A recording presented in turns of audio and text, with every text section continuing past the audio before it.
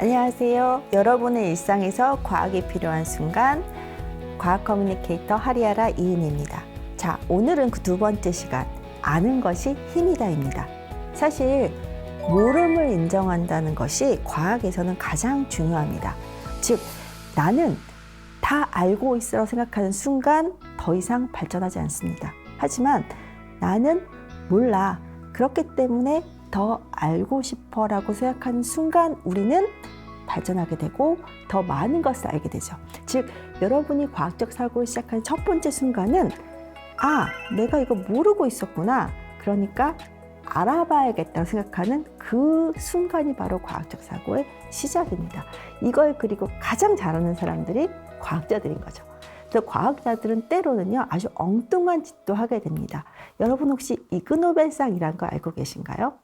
이그노벨상은요, 1991년 이제 하버드의 한 단체에서 시작된 그런 사실 자기만의 이벤트였는데요. 목표는 first make one laugh and then think. 즉, 일단 웃기고 그 다음에 생각하게 하자입니다. 즉, 실질적인 권위가 있거나 대단한 상은 아니지만요. 과학자들의 축제로 자리 잡은 그런 상이거나 혹은 페스티벌인데요. 이 이그노벨상의 선정되는 기준은요. 굉장히 실제로 연구는 됐지만 과연 이 연구를 도대체 왜 했을까 싶은 연구에 주는 상인데요. 대표적인 이런 게 있습니다. 발냄새의 원인을 과학적으로 분석한 경우라든가 혹은 차에 비스킷을 찍어 먹을 때 가장 맛있게 찍어 먹는 공식을 발견한 물리학자라든가 혹은 소의 배설물에서 바닐라 향이 나는 향료를 추출해서 이것을 빵 만드는 데 이용하겠다라고 했던 과학자들도 있었습니다. 한국인 수상자로 잘 알려진 분은요. 미국 스탠포드 대학교 비뇨기과의 박승민 교수라고 하는데요. 변기에 카메라를 내장시켜서 사용자의 대소변을 촬영해서 질병을 진단하는 그 스마트 변기를 만들어낸 공로였다고 합니다. 이그노벨상 수상자들의 그 목록들은요, 인터넷에 다 나와 있는데 보시면 굉장히 황당한 것들이 많습니다. 이분들은 도대체 왜 시간과 노력과 돈을 들여 이 연구를 했을까요? 재밌으라고? 아니면 황당한 걸 하고 싶어서? 아닙니다. 궁금했던 거죠. 정말 이 비스켓에 커피가 스며들 때 어떤 각도로 비스켓을 넣어야 가장 잘 스며들까? 이게 궁금했던 거고요. 정말로 발냄새의 원인이 뭔지가 궁금했던 것입니다. 사실 그리고 굉장히 쓸모도 있었어요. 이걸 통해서 탈취제를 개발할 수 있었거든요. 즉, 이 이그노벨상이 지금까지 그리고 계속될 수 있었던 건요. 과학자들은 알고 싶어 하는 마음이 정말 극대화된 사람들이고 그것이 거대하거나 정말 어마어마한 그런 것이 아니더라도 아주 사소한 것이더라도 알고 싶어 하면 연구를 했던 것이고요. 그리고 그 마음이 같이 공유되었기 때문에 이그노벨상이 지금까지 이어져 올 수 있었던 것이죠. 그래서 여기서 제가 질문을 드리고 싶습니다. 여러분들은 과학을 뭐라고 생각하세요? 과학. 사실 과학을 굉장히 오랫동안 배워오신 분들도 정확하게 딱 얘기하시지 못하는 경우가 많습니다. 과학의 정의는 사전에 나와 있죠. 보편적인 규칙이나 법칙의 발견을 목적으로 하는 체계적인 학문이다. 하지만 저는 과학이 뭔지는 여러분의 마음속에 들어있는 것이고 여러분이 평소에 생각하는 것이 굉장히 중요하다고 생각합니다. 제가 이 질문을 학생들한테 한 적이 있습니다. 어떤 친구가 저한테 이런 얘기를 하더라고요. 제게 있어서 과학은 마치 썸 같아요. 여러분, 썸이 뭔지 아시죠? 친구도 아니고 연인도 아니고 좋은 건지 싫은 건지 잘 모르는 사이를 우리는 썸 탄다라고 하는데 자신에게 과학은 썸 같대요. 그래서 왜 그러니? 라고 물어봤더니 이렇게 얘기를 하더라고요. 분명히 학교에서 공부할 때는 다 알아듣고 다 이해했다고 생각이 들었는데 막상 시험 볼 때 시험지만 받으면 하나도 모르겠다는 거예요. 그래서 자신에게 과학은 알다가도 모를 존재 같아서 썸 같다 혹은 과학과 썸 타는 것 같다라고 얘기를 하는데 이 말을 듣고 저는 이 친구가 정말 과학의 본질을 꿰뚫었다는 생각을 했습니다. 사실 과학의 원어인 사이언스, 이 사이언스의 어원은요, 알다라는 뜻입니다. 알다.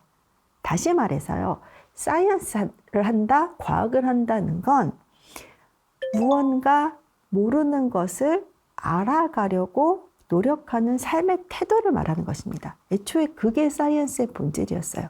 즉, 그 분야가 반드시 우리가 흔히 얘기하는 과목, 물화생지라고 하죠. 이 과목의 분야가 아니더라도 뭐든지 알아가고자 하는 마음가짐만 있다면 그게 과학적 사고의 첫 걸음이라는 거죠. 그러니까 여러분이 지금 이 방송을 듣고 나 조금 더 알고 싶어 라는 생각이 들었다면 여러분은 지금 충분히 과학적 사고를 하고 계신 거거든요. 자, 그렇다면요. 뭘 궁금해하고 뭘 알아야 될까요? 그 대표적인 예 하나만 들어드릴까요? 자, 여러분들 요즘 이제 저도 그렇지만요. 인생 최대의 숙제는 사실 다이어트라고 합니다.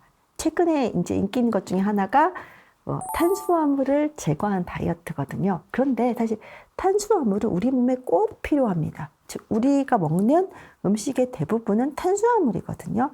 밥, 빵, 떡, 국수 대부분 탄수화물 우리는 먹고 있어요. 그런데 여러분 혹시 이거 기억하세요? 우리 몸을 구성하는 가장 많은 성분은 뭘까요? 이건 다 알고 계시죠? 물이에요. 물. 물이 보통 우리 몸의 55%에서 65% 정도를 차지하고 있거든요. 그 나머지는 지방과 단백질인데요. 체지방과 단백질이 각각 20에서 혹은 15% 정도로 해서요. 이 두 개만 합치게 되면 거의 우리 몸의 전부가 됩니다. 실제로 탄수화물이 차지하는 비율은 1%도 안 됩니다. 그런데 우리가 먹는 음식의 대부분은 탄수화물이거든요. 이 많은 탄수화물은 다 어디로 가는 걸까요?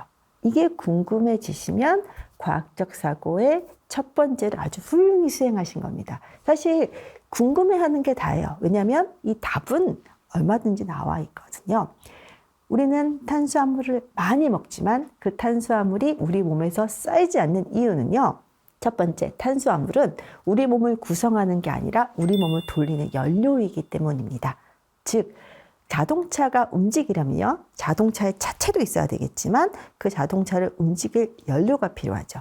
단백질이나 지방이나 칼슘 같은 무기질들은 우리 몸을 구성하는 즉 자동차의 차체와 같습니다. 그런데 이게 움직이려면 연료가 필요하죠. 탄수화물은 바로 연료입니다.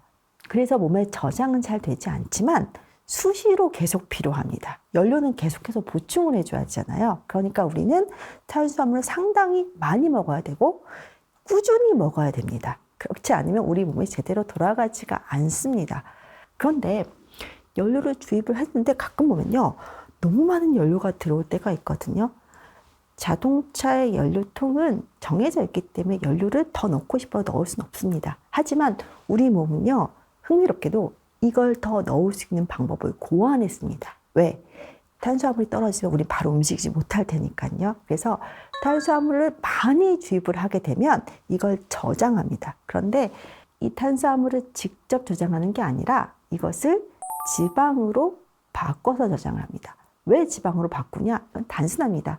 탄수화물은 1g당 4kcal의 에너지를 내는데 지방은 1g당 9kcal의 에너지를 냅니다. 그러니까 가급적이면 효율이 좋은 것으로 패키징을 하는 게 좋거든요. 그래서 탄수화물 우리 몸에 들어와서 남아도 탄수화물 자체로 저장하는 비율은 굉장히 낮고 이것을 효율이 좋은 지방으로 바꿔서 저장을 하게 됩니다. 그러니까 우리 몸에 여기저기에 지방이 많이 쌓이게 되는 것이죠.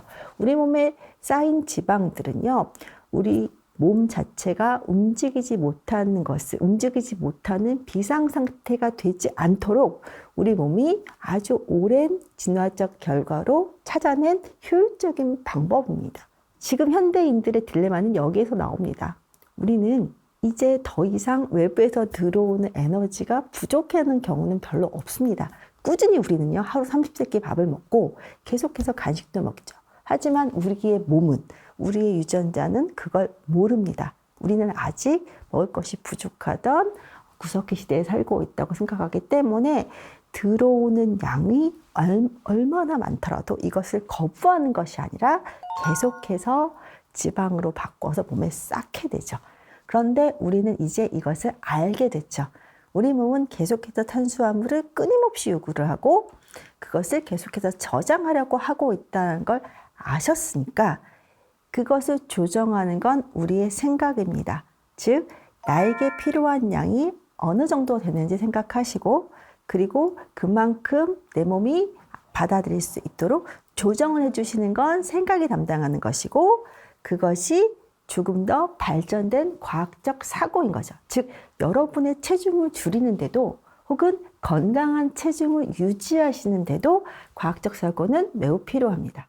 과학자처럼 생각하기에 첫 번째는요, 알고 싶어 하는 마음입니다. 즉, 내가 모르는 것과 아는 것을 구분하고 모르는 것을 알기 위해서 노력하는 게 과학자의 사고방식의 첫 번째거든요. 그건 정말 공부를 할 때만 필요한 게 아니라 내가 일상에서 내 체중을 신경을 쓰고 내가 먹는 양을 조정하는 것에 아주 일상적인 생활에서도요, 내가 어디까지 알고 있고 어디까지 모르고 있고를 구분해서 내 몸에 대해서 모르는 것과 아는 것을 구분하고 여러분의 모든 일상에서 과학적 사고가 필요한 순간이 있다는 것, 그리고 그것이 다이어트부터 삶의 전체까지 모두 적용된다는 것, 이것을 기억해 주셨으면 좋겠습니다.